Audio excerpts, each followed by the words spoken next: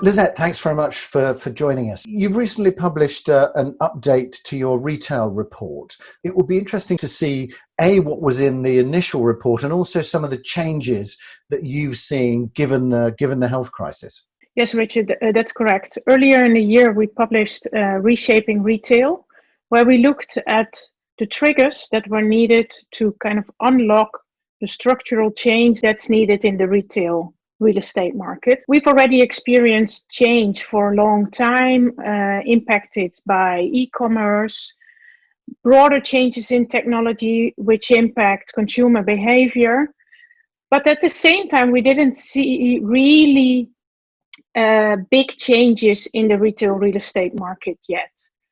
And therefore, we wanted to know better what's driving that and what will be the triggers, what can be the triggers to unlock that change and to really make it happen, because we all know it's heavily needed. We identified 4 triggers. One was the economic picture, the listed real estate market, banks, and private equity. The original report was launched at the beginning of the year, really, and based on interviews with leading experts in Europe and also in the US, trying to learn from what's going on there. What was done before the COVID-19 crisis hit Europe. And given the impact on retail and hospitality, and especially retail real estate, is so big, we thought it would be really meaningful to do an update now. What was the feedback you got from the market? Well, obviously, the biggest trigger at the moment is the economic picture.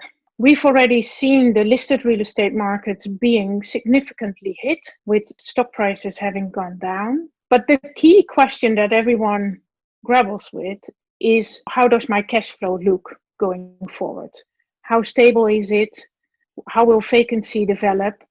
And of course, while many shops have reopened, that is still very, very unclear. In many countries, there are still government support packages in place. And what we hear a lot is that people don't expect a lot to happen until we get a better picture around the stability of the cash flow. And of course, that drives valuations. And then there's expected to be more transaction activity. And then you can also make better calculations of, for example, on what is needed to make your assets fit for purpose again. And is it worthwhile doing that yourself? Or is it better to sell now and let someone else do that? And then we also looked at banks and private equity. What we've seen so far is generally a very collaborative approach, where banks work with the property owners on extension of covenant tests. As long as the loan is being serviced, that's what we hear. Banks are being collaborative generally across Europe. And then the next question, of course, is when more distress comes in, how will banks operate in that case? That's something we don't know yet. What we hear is that there isn't seen so much distress yet. And of course, that might also be another trigger of getting more transaction activity going. And then finally, private equity.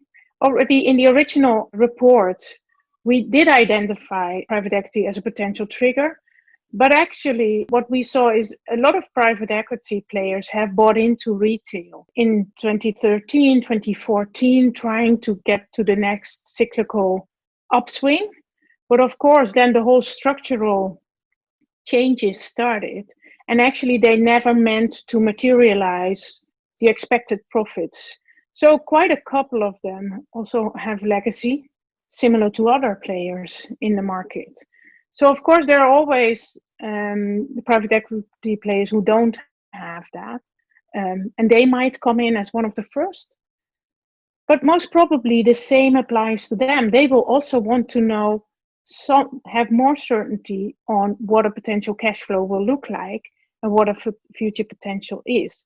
And now that's still sort of a black box, when we don't know where the economic growth will go in the next, say, 12 to 24 months. It's a really unusual time in that sense because there's also a lot of uncertainty, particularly here in the UK anyway, around the retailers and how this is impacting them. I noticed you pointed out there about collaboration. Do you think this is going to require a much more collaborative approach in general from not just the landlords and the tenants, but also the investors and the asset managers?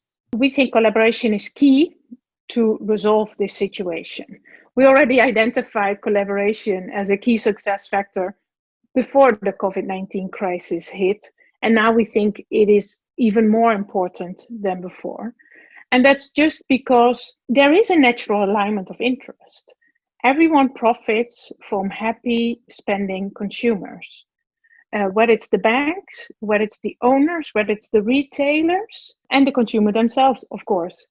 But there seems to be so much discussion and lack of trust between the different stakeholders that is very hard to materialize.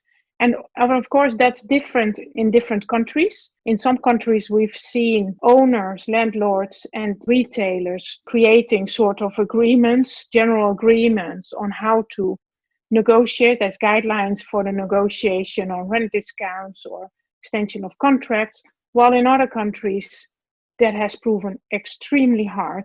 And there's a lot of history around that. But we think it is absolutely key, not only because of this crisis, but to make retail successful again. One element, for example, is related to sharing of data. Landlords have data on footfall. Retailers have data on sales. You need to combine that because then you can develop a joint strategy that both profit from. Great. Thanks very much for joining us. Always a pleasure to catch up, Lisette. Thanks, Richard.